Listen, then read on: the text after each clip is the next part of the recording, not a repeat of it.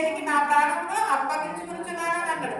చివరి మాట మనుషులతో మాట్లాడలేదు, చుట్టూ ఉన్న ప్రజలతో కూడా మాట్లాడలేదు, తల్లితో మాట్లాడలేదు, లేదా బంధువులతో మాట్లాడలేదు. ఎవరితో మాట్లాడాను? దేవుడితో, తండ్రితో మాట్లాడిన మాట ఏంటి? నా ప్రాణమును నీ చేతికి అప్పగించుకుంటున్నానని. అదే మనమైతే ఏం చేస్తాం? చివరి గడియల్లో ఇక్కడ ఇది దాచాను, అక్కడ అది దాచాను అని చెప్పే రోజు ఇది వరకు. కానీ ఇప్పుడైతే అదేం లేదు, నాకు అనట్లేదు, నాకు ఇది అట్లేదు, అది అట్లేదు అని చివరి గడియల్లో చెప్పే మాటలు ఇవి.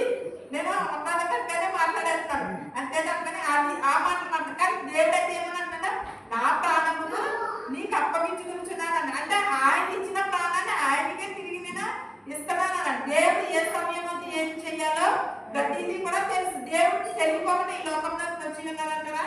కాదు కదా. లేఖనములు నెరవేర్చడానికి ఇక్కడికి వచ్చింది ఆయన. లేఖనములు నెరవేర్చాడు. నెరవేర్చిన చివరి క్షణంలో నా ప్రాణమును నీకు అప్పగించుకుంటున్నాను అని చెప్పాడు తప్ప కానీ నేను నా ప్రాణం ఇచ్చావు కదా నువ్వు ఎందుగా తీసేసుకుంటామని అడిగారు మనలాగానే. అసలు ఒక్క మాట అయినది కూడా లేదు.